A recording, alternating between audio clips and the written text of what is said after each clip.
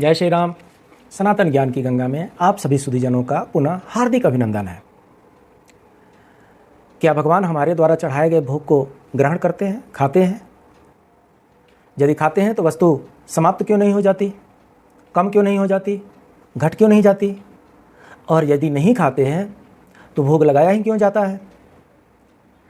ऐसे बहुत से प्रश्न आजकल के पढ़े लिखे युवकों के मन में उठते रहते हैं। और ऐसा ही प्रश्न एक छात्र के मन में उठता है, वो अपने गुरु से पूछ डालता है।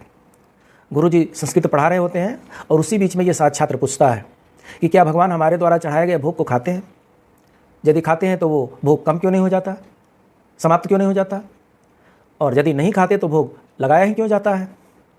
उस समय गुरु जी कुछ उत्तर नहीं देते हैं। बोलते हैं ठीक है, बताता हूँ, इसका उत्तर मैं थोड़ी देर में बताता हूँ।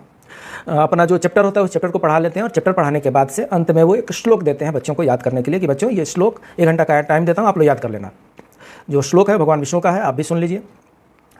पूर्णमदः पूर्णमिदं पूर्णात् पूर्णमुदच्यते पूर्णस्य पूर्णमादाय पूर्णमेवावशिष्यते। भगवान विष्णु का ये मंत्र गुरुवर छात्रों को दे देते हैं। 1 घंटे बाद जिस छात्र ने प्रश्न किया था भगवान के अस्तित्व के बारे में, उनसे वो गुरुवर पूछते हैं कि बालक, श्लोक हमने दिया था वो याद हो गया?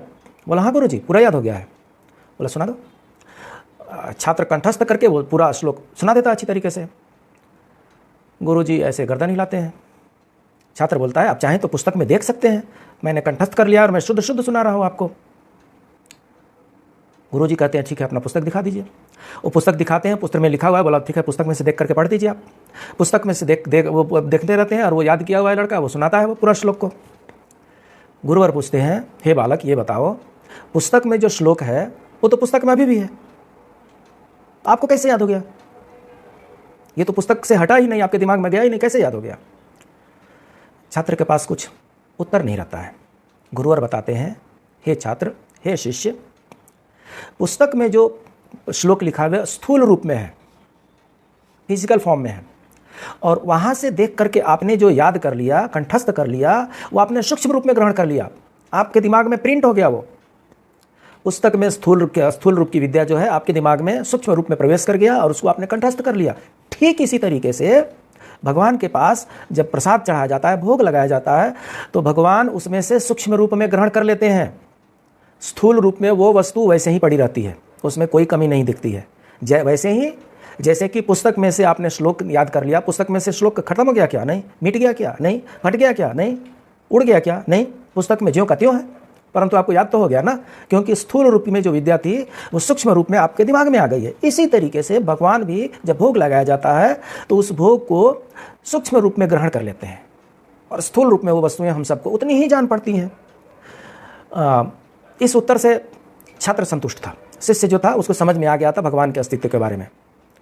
अब आज के जो पढ़े लिखे बालक हैं उनको इस दृष्टांत से कितना समझ में आता है ये हम उन पर छोड़ते हैं।